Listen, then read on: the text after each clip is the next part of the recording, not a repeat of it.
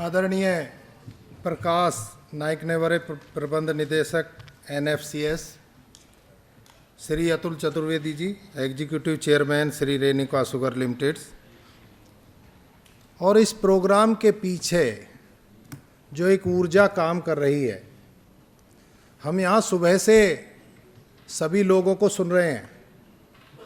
हरबीर सिंह के प्रयासों की मैं यहाँ सराहना करना चाहूँगा, और वो इसलिए करना चाहूँगा, कृषि मंत्री भारत सरकार यहाँ पे संबोधन किया, डायरेक्टर जनरल ICAR आपके बीच में उपस्थित हुए, deputy director general crops Shri माननीय DK यादव जी यहाँ सुबह से उपस्थित हैं, आपके सामने बैठे हैं, आपकी समस्याओं को सुन रहे हैं और संकलित कर रहे हैं। ICAR की सारी बॉडी, कृषि विज्ञान केंद्र के वैज्ञानिक, शुगर फेडरेशन के प्रतिनिधि, मैनेजिंग डायरेक्टर, शुगर इंडस्ट्री के बड़े बड़े एग्जीक्यूटिव और भी अन्य पदाधिकारी, देश के कोने कोने से आए हुए किसान, महाराष्ट्र से विशेषज्ञ बुलाए। और इसके पीछे देखिए, मैंने देखा 10 बजे पूरा हॉल भरा हुआ था। आप सभी किसानों भाइयों को, जिन्होंने इस देश की दशा और दिशा दोनों बदली है, उनको लाने का प्रयास। तो मैं ये चाहूँगा कि जो एक इतनी बड़ी एनर्जी हम सबको बांधे हुई है सुबह से, उनके लिए एक जोरदार ताली बजाइए। अब दूसरी बात रही कि इसका उद्देश्य। देखिए, किसी भी प्रोग्राम का कोई उद्देश्य होता है। ये हरबीर सिंह जी आपके बीच से निकले हुए हैं।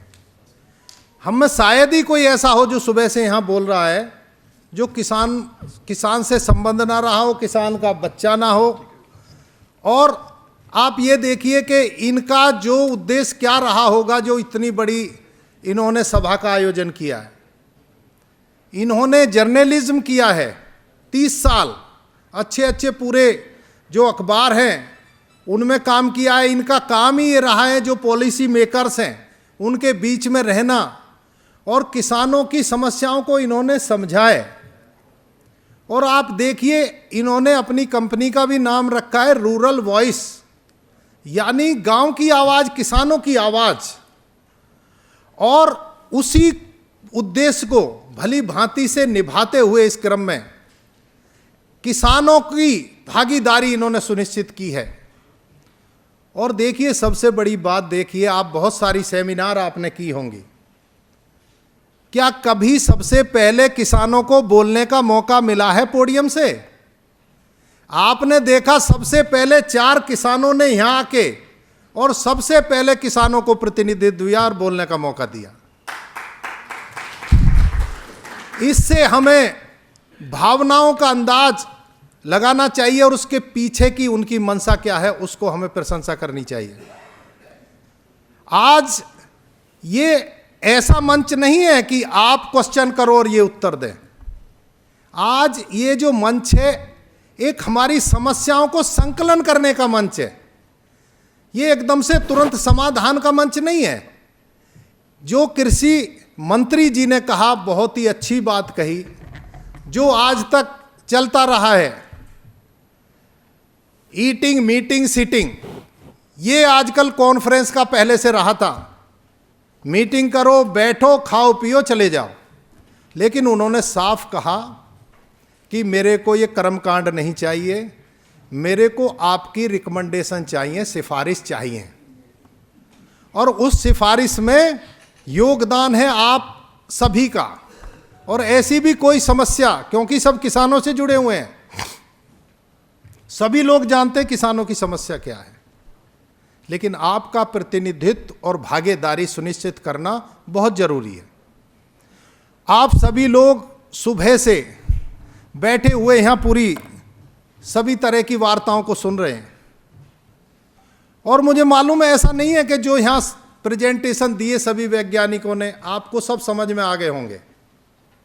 कुछ चीज़ें आपके ऊपर से निकली होंगी, क्योंकि कुछ ऐसे प्रेजेंटेशन जो इंग्लिश में थे और जो ऐसी चीज़ें थी जो प्रैक्टिकली नहीं हैं, थ्योरेटिकल हैं, तो वो चीज़ें आपकी समझ में नहीं आई होंगी। अब मैं थोड़ा सा, एक जो मुझे आमंत्रित तो पहले सत्र में किया जाना था, लेकिन पहले सत्र में बहुत ज़्यादा वक्ता थे, मैं एक बात रखने के लिए आपके समक्ष यहाँ प्रस्तुत हुआ हूँ कि जो ये वैसे भी पॉलिसी का सेशन है, और जो मेरी बात थी वो पिछले सेशन से और इस सेशन से दोनों से संबंधित है। पिछले सेशन से तो इसलिए संबंधित थी कि यूपी में जो पर्ची सिस्टम है उसमें जो केन हार्वेस्टर है, जो बड़ा वाला, जिसकी बहुत सारी बातें हुई, इंडियन पोटास लिमिटेड ने बड़ा वाला केन हार्वेस्टर तितावी में डेब्यूट किया था एक पायलट प्रोजेक्ट के रूप में। और मेरे को दुख होता है आपको ये बताने में, पूरे सीजन एक हार्वेस्टर चलाने वाला ऑपरेटर जिसकी तनख्वाह 60,000 रुपये, 2 ट्रैक्टर के ड्राइवर जिनकी तनख्वाह 20-20 हज़ार रुपये, जो आप जानते होंगे जो हार्वेस्टर के साथ एक कटाई वाला जो हार्वेस्टर होता है उसके पीछे 2 ट्रैक्टर और 2 इनफील्डर चलते हैं जो जाली वाली ट्रॉली होती हैं जिनमें काट के वो भरता है। ये सारा 6 महीने तक हमने बैठा के उनको तनख्वाह दी है तितावी शुगर मिल में, खाना खिलाया है, पूरा रिसर्च पेपर का रिसर्च करके कि गन्ना शुगर केन जब काटेंगे हार्वेस्टर से उसमें क्या तो किसानों को लाभ होंगे, क्या हानि होगी, क्या मिल को लाभ होंगे, क्या हानि होगी। ये सारे रिसर्च पेपर हमने अपने अनुभव भी और रिसर्च पेपर जो एक रेप्यूटेड जर्नल में जो पब्लिश हैं वो सब डाटा हमने आईपीएल के ऑफिस में तैयार किया और केन कमिश्नर जी को भेजा पूरे तथ्यों के साथ। उसका मैं आपको थोड़ा सा बताना चाहूँगा कि उसके क्या लाभ होते हैं और क्या हानि होती हैं, ये जानना बहुत ज़रूरी है। पहली बात तो उस हार्वेस्टर को चलाने में 4 फुट की दूरी पर गन्ना बोया होना चाहिए। तितावी शुगर मिल में ऑलरेडी हमारे पहले प्रयासों से और किसानों की अथक प्रयासों से, क्योंकि मुजफ्फरनगर तितावी जो शुगर मिल है वहाँ के किसान बहुत ही उन्नत हैं, बहुत प्रोग्रेसिव किसान हैं, वो किसी भी नई टेक्नोलॉजी को बहुत जल्दी से अपनाते हैं। हमारे पास तितावी में 500 एकड़ इसमें बहुत, ये मैंने कोई बड़ाई करने के लिए नहीं कही, ये वास्तविकता है कि जो मुजफ्फरनगर का किसान है बहुत ही प्रोग्रेसिव है और जो भी टेक्नोलॉजी है सबसे पहले पकड़ता है और उसको नॉलेज भी और जगह से ज़्यादा है।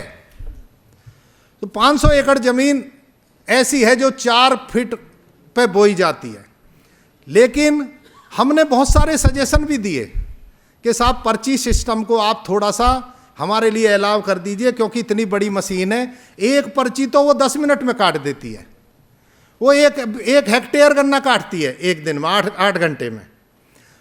तो उसके लिए कम से कम 1 एकड़ यानी 5 बीघे की पर्ची जरूर होनी चाहिए किसान की, जो कम से कम हमारा हार्वेस्टर खेत में घुस जाए और काट दे।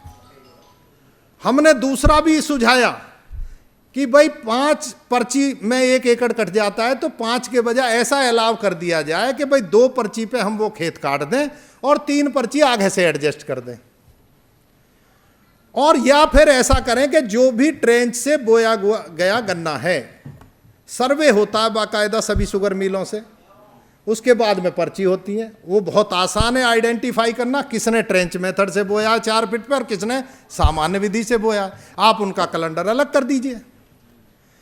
अब क्या है कि ये पूरा अभी भी हम प्रयासरत हैं, अभी भी वहीं खड़ा हुआ है हमारा जो वो हार्वेस्टर है, लेकिन गन्ना विभाग ने बिल्कुल भी ये कह दिया कि नहीं भाई ये नहीं चलने देंगे। हमने उसके सारे जो कितने में चलेगा, हमने 40 रुपये पर कुंटल की उसकी कॉस्ट रखी कि 40 रुपये कुंटल लेंगे हम किसानों से, जबकि 50, 60, 65 की बात हो रही है, इससे कम में कोई काटता नहीं है। हमने ये कहा कि हम उस समय पैसा नहीं लेंगे गन्ने का, उसके गन्ने से काट लेंगे। वो मना कर दिया कि गन्ने से आप नहीं काट सकते। हमारे किसान भाइयों ने एफिडेविट दिया कि भाई छोड़ो गन्ना, हम तो तुरंत देने के लिए तैयार हैं, तुरंत पैसा देंगे भाई, तुम हमारा खेत काट दो। उन्होंने उसके लिए भी अलाव नहीं किया कि नहीं भाई ऐसे नहीं काट सकते, क्योंकि तुलना वही है, उसकी एक व्यवस्था है, आइडेंटिफाई होता है, पर्ची चढ़ती है, कितना गन्ना आया तुलता है। ये पॉलिसी से संबंधित मैं इसलिए उठा रहा हूँ इस मंच के द्वारा। मैं चाहता हूँ कि ये चीज़ें वहाँ तक पहुँचें जिससे कि इसका कोई समाधान निकले। और देखिए, एक चीज़ होती है जो कि टमक साहब ने बहुत ही व्यवहारिक चीज़ बताई। एक पर्ची काटेगा किसान, एक लाइन काट देगा थोड़ी सी, फिर दूसरी काटेगा, एक हफ्ते बाद दूसरी पर्ची है। उस खेत में पेड़ी का क्या होगा? उसमें तो लेयर बन जाएंगी, वो इतनी बड़ी होगी, वो उतनी छोटी होगी, वो उतनी छोटी, एक में आप काट, कैसे जुताई करेगा, कैसे निराई करेगा, कैसे मैनेजमेंट करेगा? यहाँ हम जो है चाहे खूब बैठे हुए रेट्यून मैनेजमेंट की बात करते रहें, ड्रिप इरिगेशन की बात करते रहें, आर्टिफिशियल इंटेलिजेंस की बात करते रहें, चाहे और चीज़ें बात करें, लेकिन मेरा कहना यही था, मैंने जो कहा मशीनीकरण, मशीन को भाई उसके खेत पे एक बार चला के देखो, किसान की राय लो कि भाई ये कामयाब है या नहीं है। वो केवल डेवलप करके उसका फोटो खींच के स्लाइड बना के यहाँ दिखाने से काम नहीं चलेगा। जब तक किसानों के कंधे से कंधा मिला के, चाहे वो वैरायटी का डेवलपमेंट हो, चाहे वो मशीन का कोई भी निर्माण हो, जब तक हम नहीं करेंगे, जब तक वो सफल नहीं होगा। और ये इतिहास गवाह है कृषि का कि आज कितने साल हो गए, 60 के मध्य से हरित क्रांति आई थी, तभी से पूरी कृषि विकास की जो ब्रांच है, शाखाएं हैं, तंत्र है, पूरा कार्यरत है। लेकिन आप अंदाज़ा लगाइए कि जितने रिसर्च पेपर सारे जर्नल्स में छपे हुए हैं, वो किसानों के लिए कितने व्यवहारिक आज तक हुए हैं। वो इसलिए हुए हैं कि किसानों को भागीदार उस रिसर्च में नहीं बनाया गया।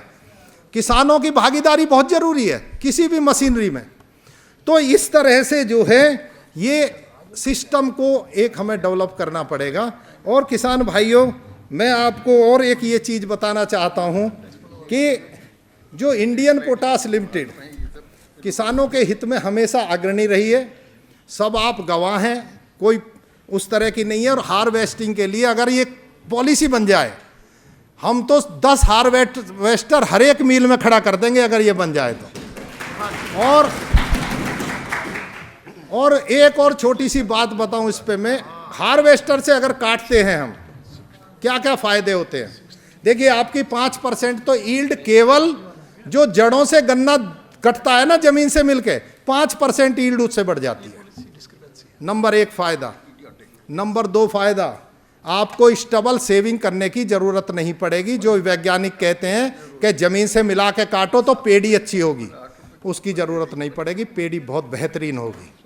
तीसरा फ़ायदा कि जो उसका ट्रेस है, वो क्या है कि उसमें 2 व्यवस्थाएं होती हैं। आपको अगोला अगर चाहिए चारे के लिए, उसमें ऊपर से टॉप होगा, उसको काटता रहेगा, वो गिरता रहेगा, वो आपको उठाना पड़ेगा उससे खेत से।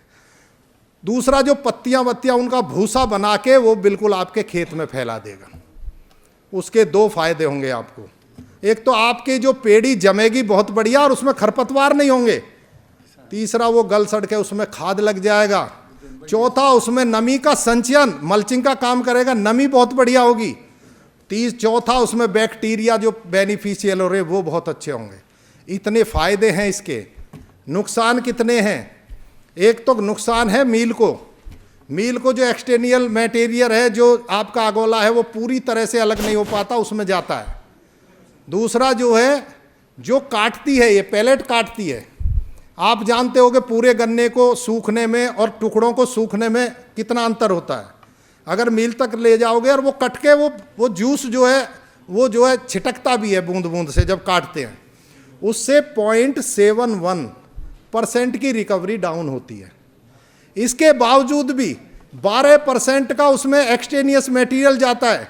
हमने जब ये स्टडी अपने मैनेजिंग डायरेक्टर के सामने रखी तो उन्होंने कहा नहीं, इसे आधा कर दो। हमने कहा हम किसान से केवल 6% काटेंगे, 5% उसकी ऑलरेडी यील्ड बढ़ गई, 1% काटना वैसे भी जूना के लिए जो है मंजूर है।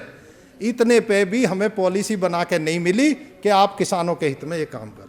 तो मैं इस मंच से ये कहना चाहूँगा कि ये हमारी बात पहुँचाई जाए और किसानों के हित में काम किया जाए। एक बार फिर मैं आप सभी लोगों का धन्यवाद करता हूँ और हरबीर सिंह का भी बहुत बहुत धन्यवाद।